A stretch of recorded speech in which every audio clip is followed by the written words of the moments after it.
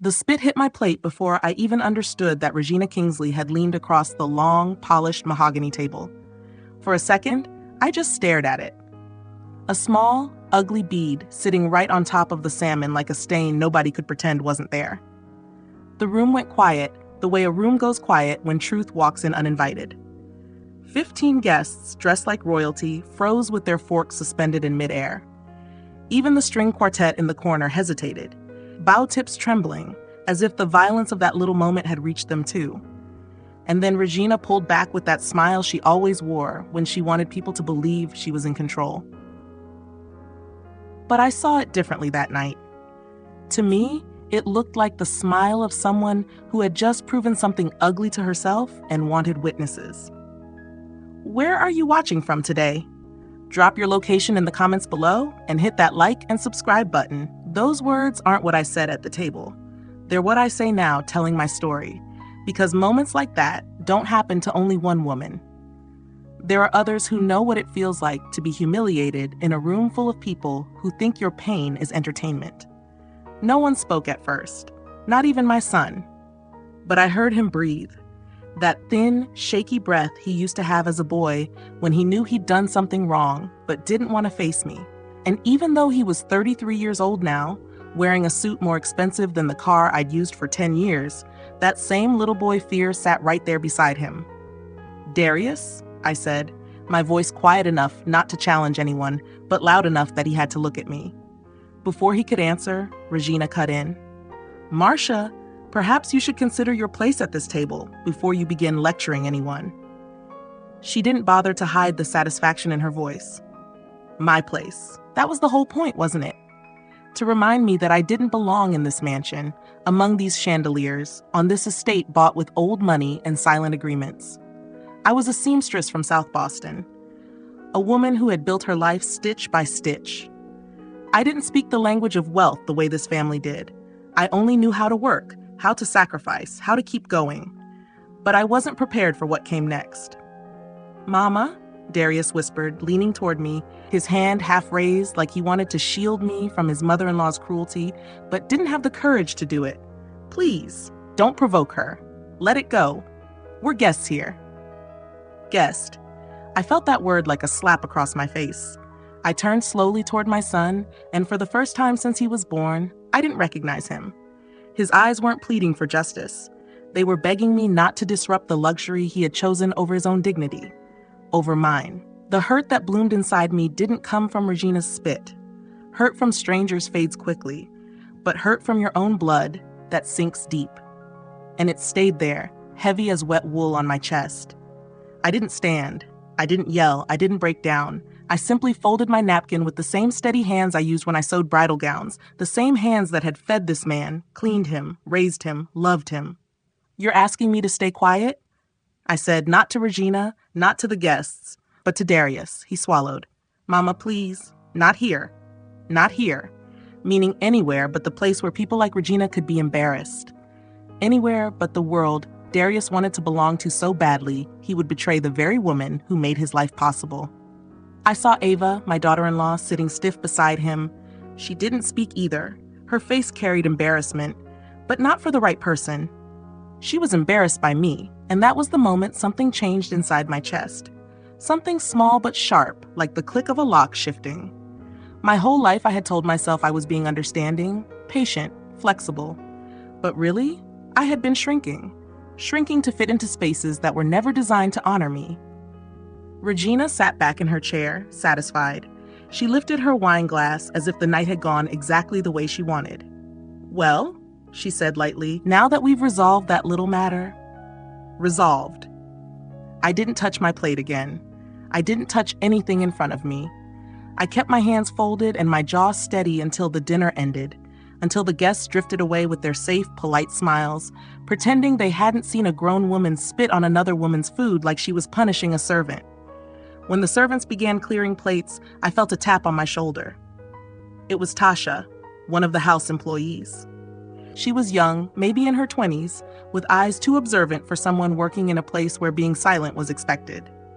"Miss Ellison," she whispered, if you ever want to know what's really going on here, I can talk to you."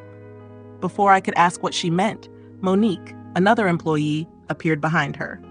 Older, cautious, the kind of woman who'd learned the hard way when to keep her voice low.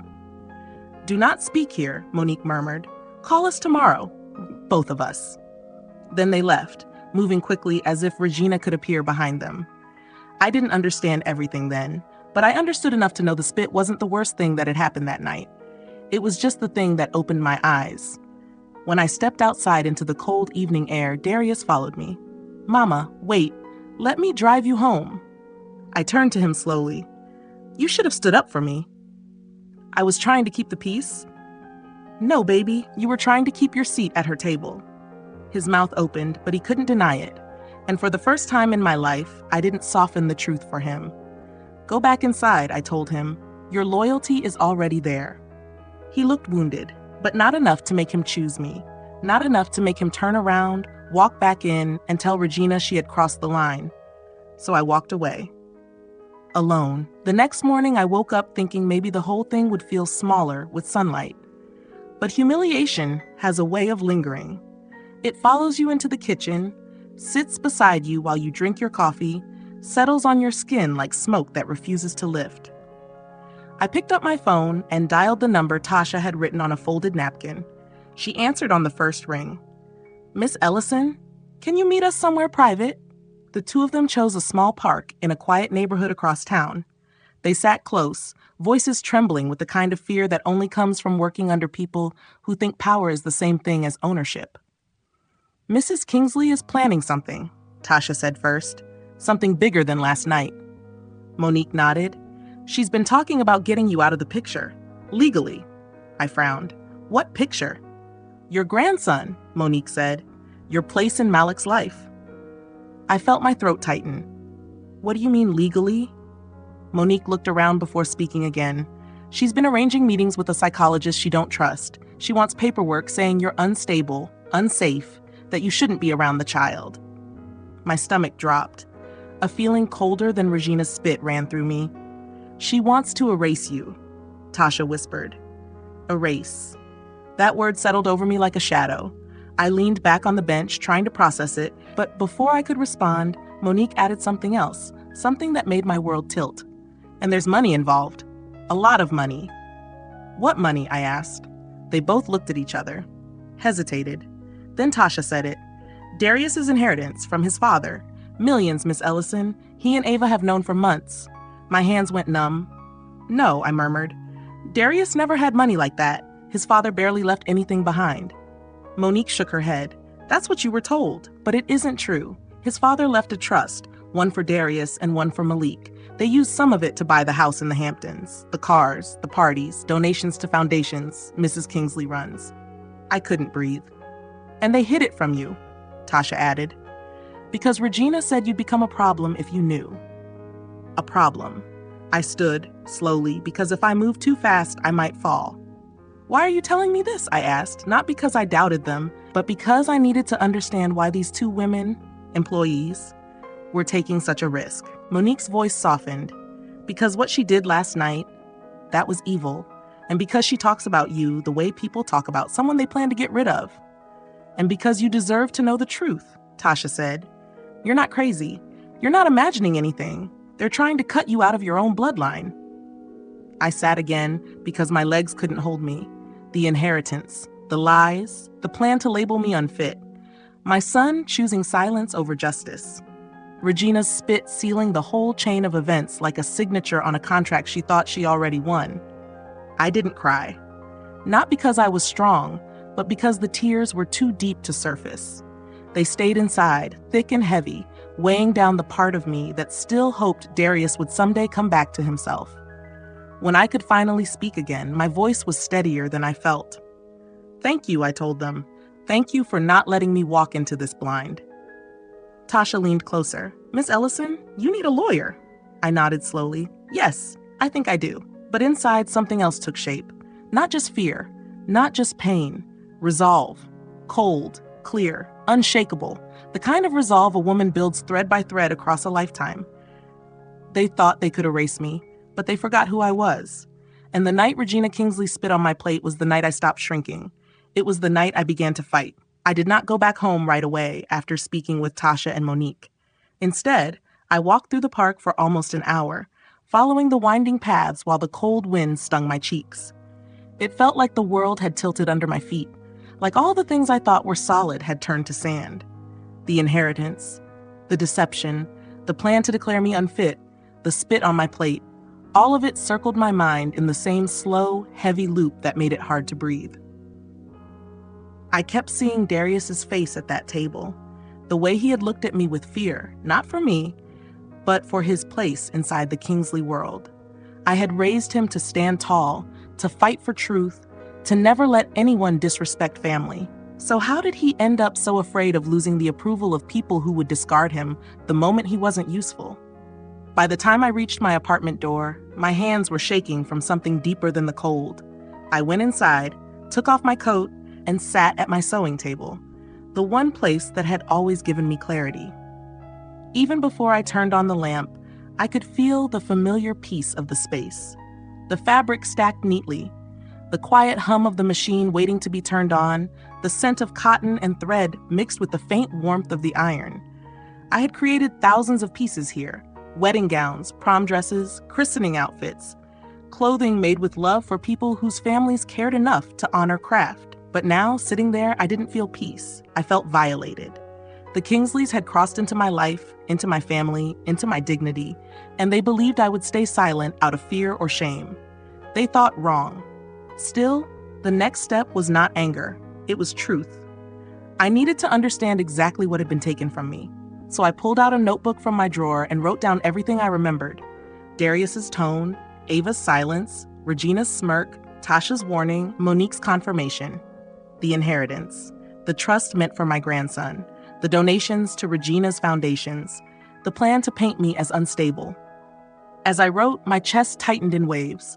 I paused more than once just to steady my breathing. But by the time I finished filling 2 pages, a strange calm settled over me.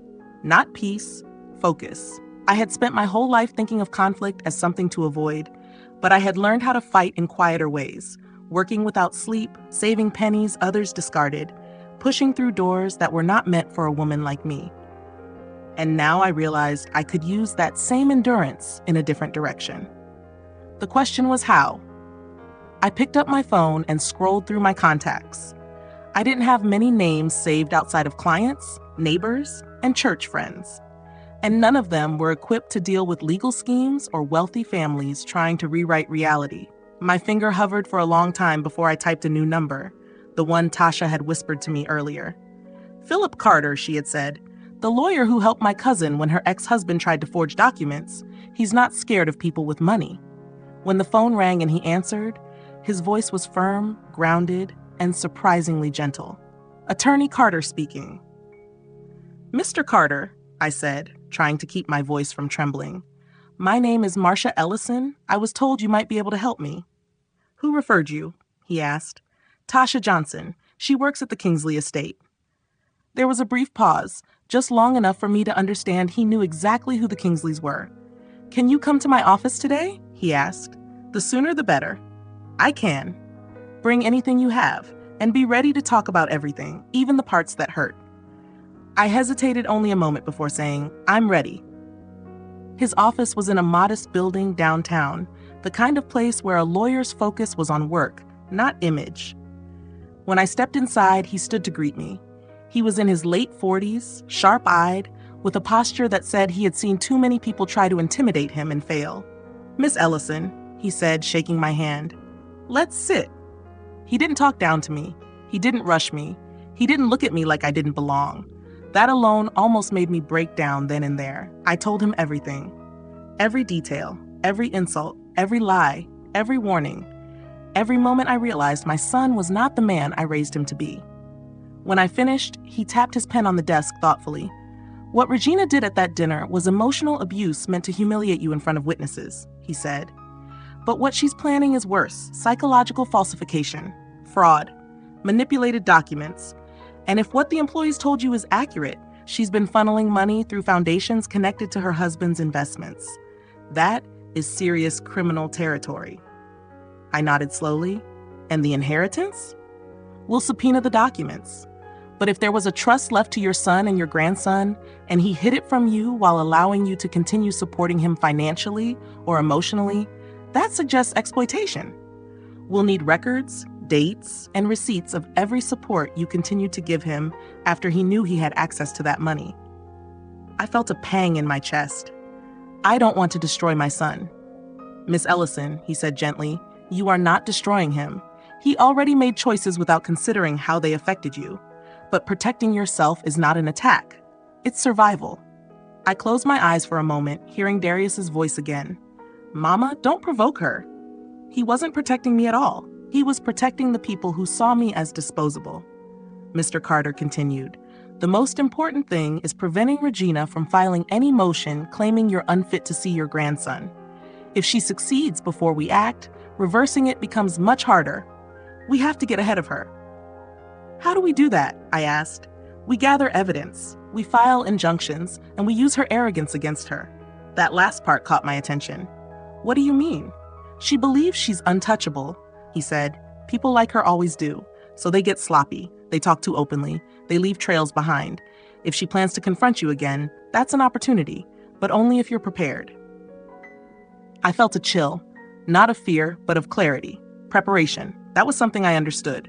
Every gown I ever made required preparation. Measurements, patterns, careful stitching. Strategy wasn't new to me. I just had to apply it to a different material.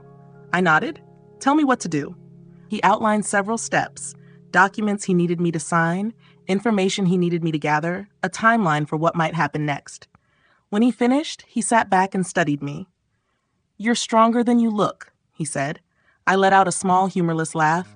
I've had to be, and you're steadier than they think. Why do you say that? Because you're sitting here, he said. People who break don't fight back. You're fighting already. The words hit me harder than I expected, because he was right. Regina thought I would crumble. Darius thought I would obey. But I wasn't the kind of woman who broke easily. Life had taught me too many times how to lose without disappearing. When I left his office, I felt taller, not physically, but inside, like I had stepped out of the role they had written for me and into one I chose myself. Over the next 2 days, the pieces started lining up. Tasha and Monique met with Mr. Ray Carter and provided recorded statements. His team dug into property purchases connected to Darius and Ava. They found tax filings that didn't make sense, donations that didn't match income, and transfers that led straight to foundations Regina used as personal accounts. I didn't relish any of it. This wasn't revenge. It wasn't satisfaction. It was necessity. And every night during those days, I sat at my sewing table and worked on a dress, an old habit that helped me think. The fabric was deep navy with a soft texture that flowed easily under my hands. It wasn't for a client. It wasn't for an event. I didn't even know why I was making it at first. But as the hours passed, I realized the stitching felt like reclaiming space inside my own body. Every pull of the thread whispered, "You survived worse." Every fold of the fabric whispered, "You know who you are." And every completed seam whispered, "Keep going." On the third evening, as I finished the hem, my phone rang. It was Darius. I stared at the screen for a long moment before answering. "Mama," he said, his voice tight, "can we talk?" "About what?" "Ava told my mother that you left the dinner upset. She's worried you misunderstood her." I almost laughed. Misunderstood? The woman had spit on my plate like I was a stray animal she wanted removed. "What part would you like me to explain back to her?" I asked calmly. He sighed. "Mama, please. You know Regina has strong opinions. She didn't mean anything by it." "She spit on my food, Darius." He paused, then lowered his voice. "I know, and I'm sorry, but I need you not to make this worse." Hearing him say that, after everything, broke something cleanly inside me, like a final thread snapping. "I'm not the one who made it worse," I said, "and I'm not the one who has to fix it." "What does that mean?" "It means," I said, keeping my voice steady, "that I see everything clearly now." He hesitated, trying to read between the lines. "Mama, just don't do anything rash." "I won't," I said, "but I also won't stay silent." He inhaled sharply. "Silent about what?" I didn't answer. There was nothing more to say. After a few strained seconds, he hung up. I sat there in the quiet, looking at the dress I'd finished. For the first time in years, I saw myself clearly. Not the woman begging for space at someone else's table, not the mother apologizing for being inconvenient, not the grandmother they tried to erase. I was a woman who had spent her life turning scraps into something beautiful. And now, I was about to do the same with truth. The next morning, Mr. Carter called. "Regina has scheduled another dinner," he said. "This time, she sent the invitation directly to you." I didn't even need to check my mailbox to believe it. Regina wanted another performance, another chance to break me publicly. She wanted me to come crawling back so she could spit again, metaphorically or literally, and prove she still controlled the narrative. "Will you attend?" he asked. "Yes," I said immediately. "I'll be there." "Good," he replied, "because we'll be there too."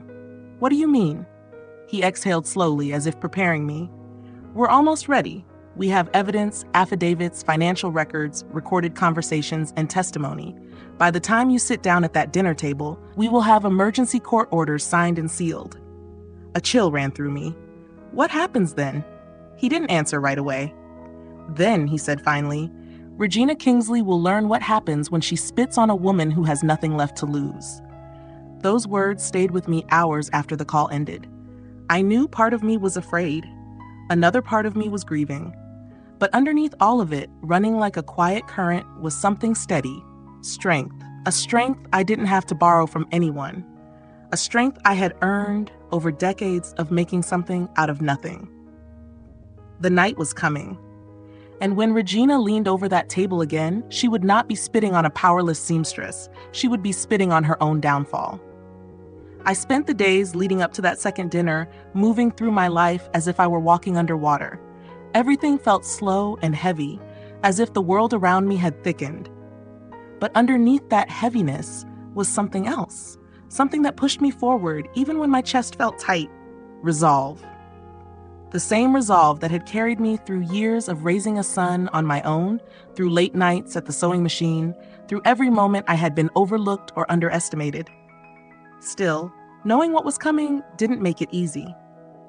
I woke every morning with a small knot in my stomach, thinking about the Kingsley mansion, the long table, the guests, Regina's smirk. I remembered the spit hitting my plate like a drop of acid, burning into the metal, into the moment, into my memory. But the more I replayed it, the more something hardened inside me, like steel being tempered in heat. I found myself no longer wondering why me, but instead wondering, why did they think I wouldn't fight? And that shift changed everything.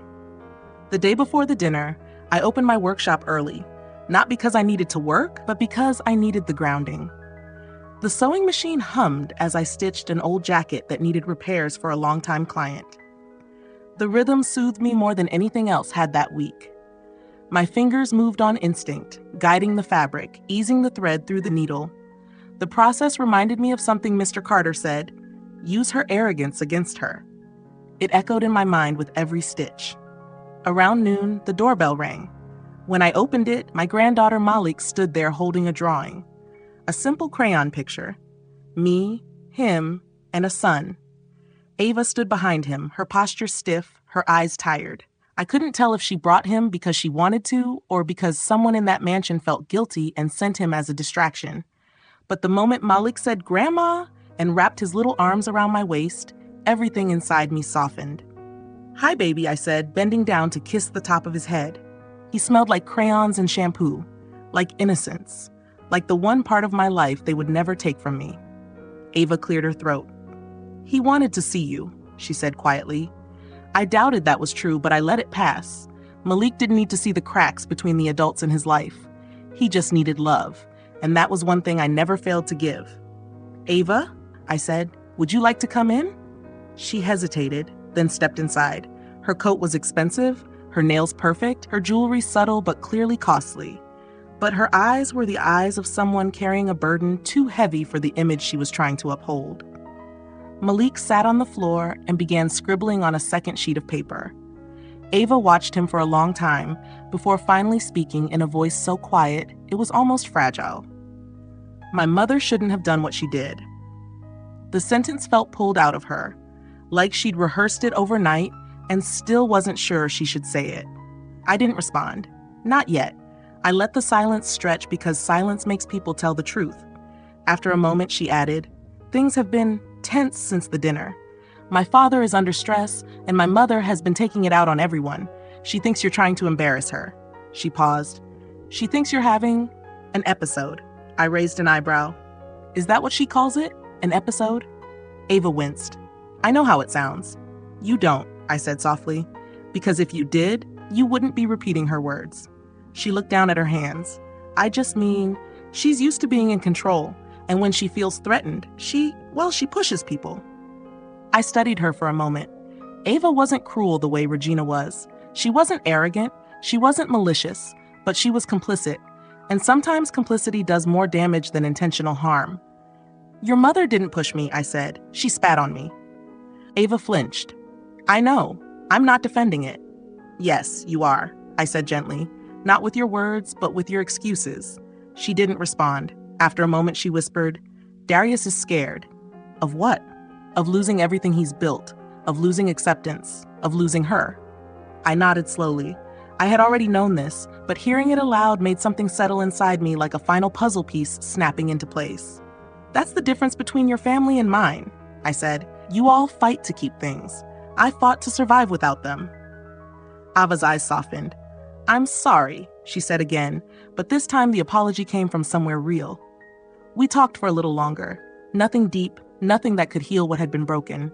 Then she gathered Malik and stood to leave. "Miss Ellison, my mother invited you to tomorrow night's dinner. Will you go?" "Yes," I said simply. She swallowed. "I'm afraid of what might happen." "You should be," I said, "but not for me." She held my gaze for a long moment before nodding and walking out the door. After they left, I turned off the sewing machine and sat in the quiet. The sun was setting, casting long shadows across the workshop floor. I looked at Malik's drawings, still scattered on the table. Bright colors, crooked lines, the simple certainty of love. And I knew exactly why I was fighting. Not for revenge, not even for dignity, for legacy. For the truth to be something Malik and any child after him could stand on. For them to know the Ellison name was not something to bury under shame or lies. The next morning, Mr. Carter called with confirmation. "Everything is ready," he said.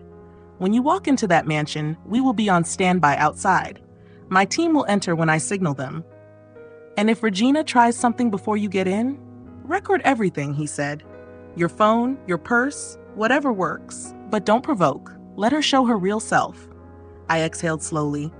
"That won't be difficult." "She wants a stage," he said. "Let her have one. Just remember, you're not alone anymore." When I hung up, I looked around my apartment without really seeing it. The quiet felt different that day. Not heavy, not tense, more like the quiet before a storm that clears the sky. I dressed slowly, choosing the navy dress I had been stitching. It fit perfectly, hugging my body where it needed to, and flowing gracefully where it didn't. When I looked in the mirror, I didn't see a seamstress, or a mother, or a grandmother, or a woman who had been humiliated. I saw strength. Not flashy, not loud, not dramatic. Strength built from decades of endurance. I tied my hair back, applied a small amount of makeup, and breathed deeply once before stepping out the door. The Kingsley mansion looked even larger that night, lit by golden lights that made it seem almost theatrical. Cars lined the circular driveway, valets moving briskly in coats and gloves. The guests stepping out were dressed like they were attending a gala, not a dinner. Every smile was too polished, every step too rehearsed.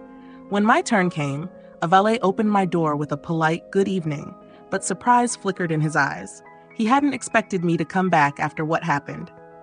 Inside, the foyer smelled of lilies and expensive perfume. The marble floors gleamed beneath guests' shoes.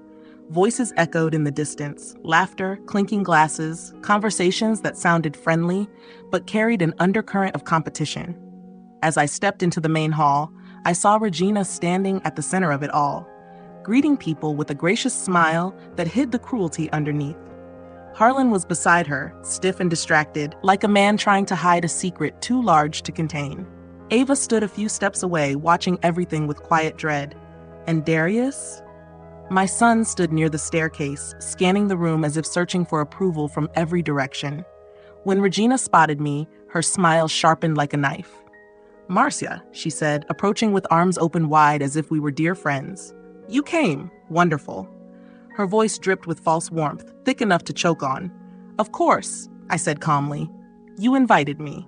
She leaned in and kissed the air beside my cheek, her perfume enveloping me. "I'm glad you're feeling more stable today." I felt the trap in her words, but I didn't bite. I simply met her gaze and held it. "I feel exactly as I should." Her smile wavered for a fraction of a second before snapping back into place. "Well," she said, linking her arm loosely around mine as if she were guiding me graciously, "let's get you seated. I chose a place where you'll feel comfortable." I didn't let her lead me.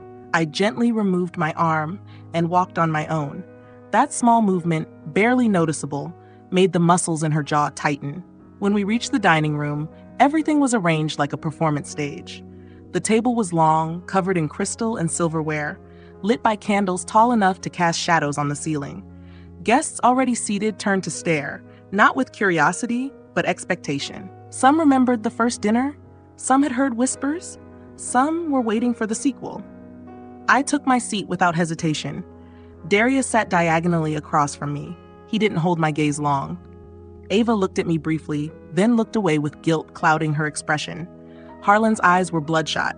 The stress of the past few days had carved lines deeper into his face. Then Regina took her place at the head of the table, lifting her wine glass. "To family?" she said. Several guests echoed it. I did not. The dinner began. Courses passed, conversations flowed, but beneath the surface of every word was tension thick enough to cut. People avoided looking directly at me for too long. They weren't sure whether I was the villain or the victim, and they didn't want to choose the wrong side. Regina controlled the room effortlessly. Or rather, she thought she did. Every comment she made was laced with subtle jabs about class, upbringing, and knowing one's place. The more she spoke, the more confident she became, as if she believed humiliating me once hadn't been enough, and she needed a second spectacle. Finally, halfway through the third course, she set down her fork and leaned back in her chair with a theatrical sigh. "You know," she said loudly, "some people truly struggle to understand expectations in higher class environments. They take everything personally. They imagine slights where none exist. It's quite sad, really." She didn't look at me when she spoke. She didn't have to. The room went silent, one breath at a time. Even the servers paused.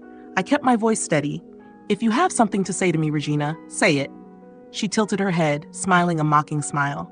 "Oh, Marcia, everything doesn't have to be about you." But then she leaned forward, exactly like she had days earlier. Her eyes locked on mine, her lips curled, and she said, louder this time, "But perhaps you need a reminder." She reached for her glass of water, as if preparing to spit again. But she never got the chance. Because I placed my phone on the table, already recording, and said in a voice calm enough to chill the air, "Regina Kingsley, before you make the worst mistake of your life, you should know something. You are already being investigated for fraud, conspiracy, falsified psychological reports, and financial misconduct tied to your husband's accounts, and everything you say and do right now is being documented." Her hand froze. She stared at me, not with anger, with fear, real, unmistakable fear. "What are you talking about?" she snapped, but her voice cracked, and then the doors to the dining room opened. Mr. Carter walked in with 2 legal assistants, carrying sealed envelopes and court orders. Guests gasped. Harlan stood up abruptly, panic flooding his face. Ava covered her mouth. Darius whispered, "Mama, what did you do?" Mr. Carter didn't speak to them first. He spoke to me. "Miss Ellison," he said clearly, "as discussed, everything is ready." Then he turned to Regina, whose face had gone pale. "Mrs. Kingsley," he said, "you are hereby served." The dining room exploded into murmurs, fear, and chaos, and I sat there, steady as stone. Because finally, the truth had walked into the room. For a moment after Mr. Carter served those documents, nobody moved. The entire dining room felt suspended, like someone had pressed a pause button on the world. All I could hear was the faint clatter of a fork someone dropped at the far end of the table, and the shaky breathing of the Kingsley guests who suddenly didn't know whether they were witnesses, accomplices, or just unlucky spectators. Regina's face was the first thing that changed. Her confidence, so thick it had filled every inch of the room when I walked in, collapsed all at once. Her eyes widened, her shoulders pulled tight, and her hand slowly lowered the water glass she'd been ready to weaponize again. She looked around the room the way a cornered animal looks for an escape route. "What is this?" she demanded, but the tremor in her voice betrayed her before her words even finished leaving her mouth. Mr. Carter remained calm, his tone steady, almost clinical. He knew exactly what he was doing. "These," he said, placing the thick envelope directly in front of her, "are emergency court orders authorizing investigation into multiple allegations: fraud, conspiracy, manipulated legal documents, financial deception related to the inheritance left to Darius Ellison and his son, Malik." The guests gasped again, louder this time. Harlan stood so abruptly his chair scraped the floor with a screech. "You can't come into my home and accuse my family of crimes," he barked, but his anger felt performative, thin and brittle. Mr. Carter didn't even look at him. "We didn't accuse you. The evidence did." I kept my eyes on Regina. She wasn't yelling. She wasn't defending herself. She was staring straight at me, her expression twisting into something I couldn't fully read. Shock, hatred, fear, disbelief all tangled together. "You brought this woman into my home?" She hissed at no one in particular. I answered her myself. "I walked in through the front door. You invited me. You thought you could humiliate me again. This time, you just provided the audience." Some of the guests shifted uncomfortably in their seats. A few looked down at their plates, suddenly very interested in their silverware, but others stared openly, waiting for the spectacle to unfold. Regina pushed the envelope away as if touching it might burn her. "This is outrageous. These allegations are baseless. There is no proof." But Mr. Carter, unbothered, placed a second envelope in front of Harlan. "This one is for you, Mr. Kingsley. It outlines a detailed report of suspicious transfers between your shell foundations and entities tied to offshore accounts." Harlan's face went pale, then red. He opened his mouth, closed it again, then finally managed, "You don't understand. Those are business matters." "Which," Carter cut in, "are now court matters." A murmur rippled through the guests. Someone whispered, "Oh my God," and someone else muttered, "I knew something was off." People love prestige, but they love watching powerful people fall even more. I didn't feel joy. Not yet. This wasn't victory. It was just truth finally catching up. Darius stood then, looking stunned, then frightened, then small. "Mama, why? Why didn't you tell me you were doing this?" I looked at him, and for a moment I saw my little boy, the one who used to run home crying when kids teased him, the one who clung to my leg on the first day of school. But the man standing in front of me wasn't that boy anymore. He had chosen the Kingsley world over his own mother. "You knew what they were doing," I said softly. "You didn't stop it." He shook his head. "I didn't know it was this serious. I didn't know." "You didn't want to know," I interrupted. Ava sat frozen beside him. Her face had gone still, as if she were trying to understand whether her world was about to collapse or simply crack around the edges. When our eyes met, she didn't look away this time. There was no guilt, just quiet, deep recognition. Regina's voice cut through the tension. "This is slander," she snapped. "You think you can destroy my name with these cheap tricks? You're nothing but a seamstress from—" "That's enough," Mr. Carter said sharply, stepping forward.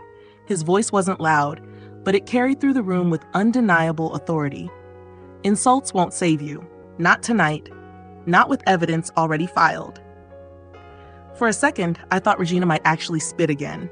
Her face twisted in a way that made every guest recoil just slightly.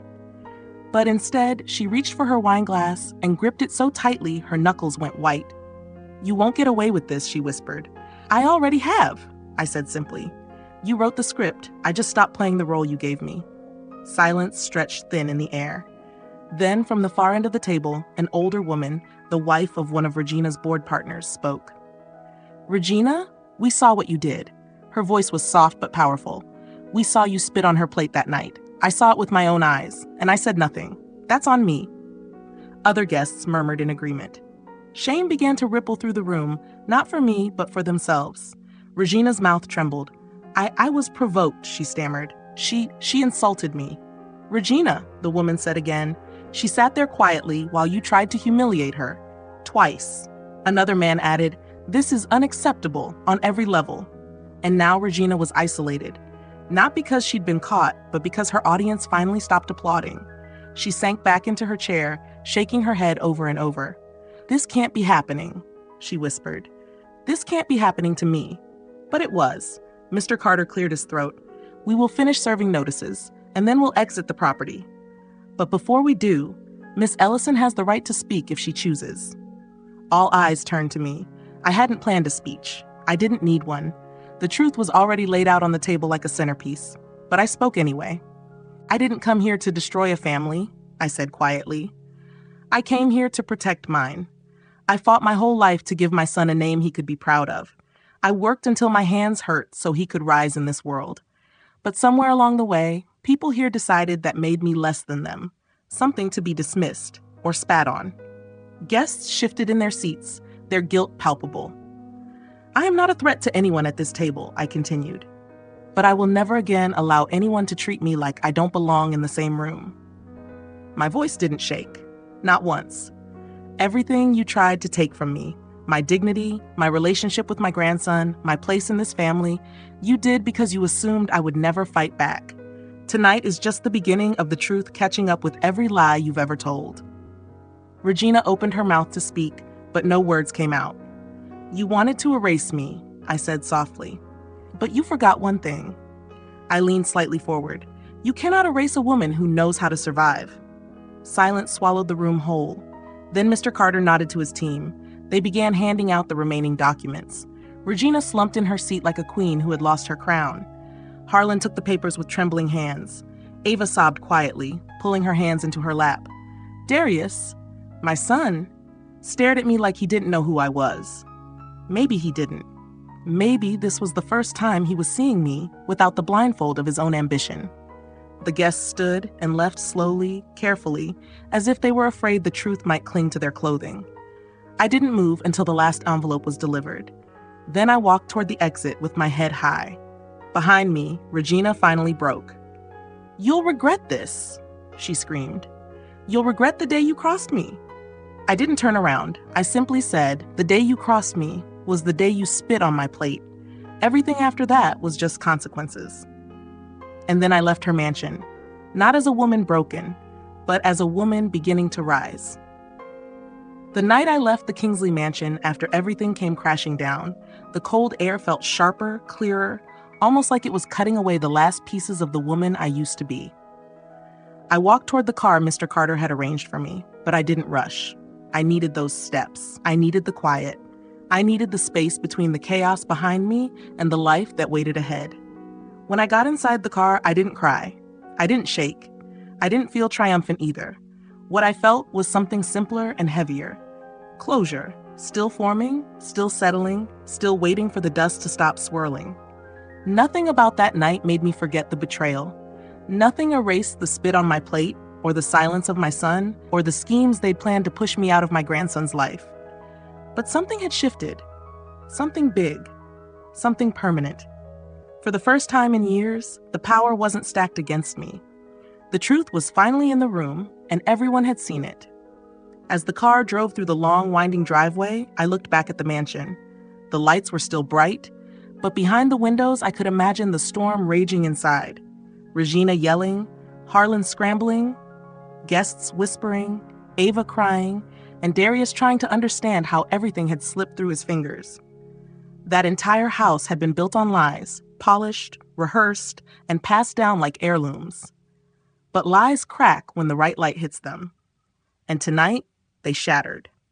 When I got home, I removed the navy dress carefully and hung it on the hook of my sewing machine. I wasn't exhausted, but I was empty in a way that felt necessary, like the last bit of poison needed to drain out before healing could begin.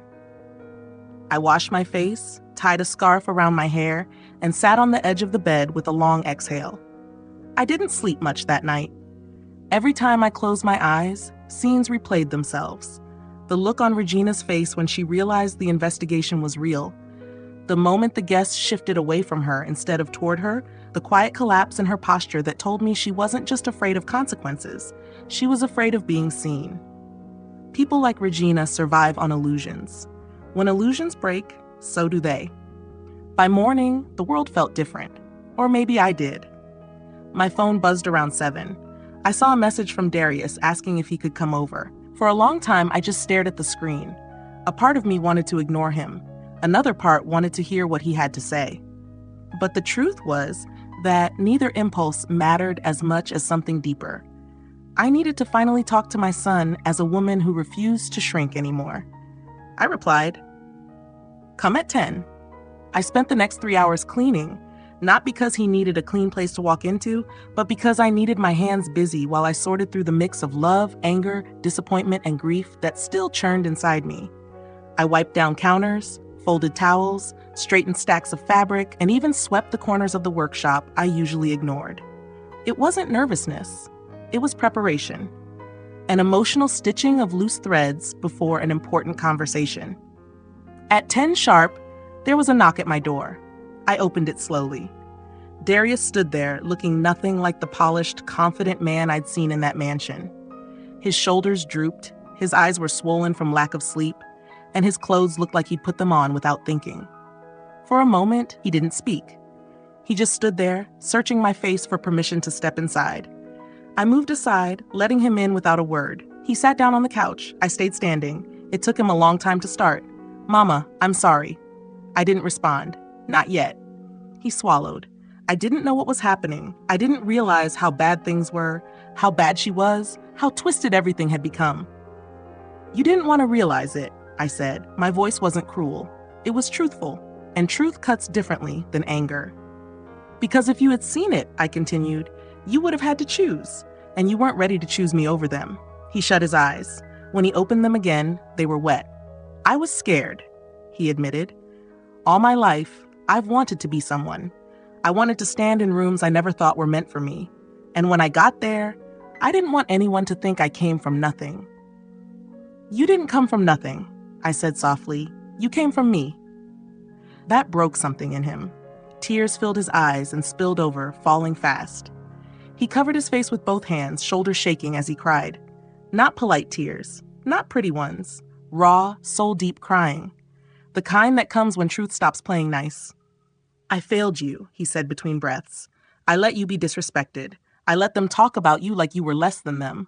I let money, status, all that blind me. I became someone I don't even like, and I don't know how to come back from that." I sat down across from him. "You start by telling the truth," I said. "Even when it hurts, even when it costs you something, especially when it costs you something." He wiped his face, nodding.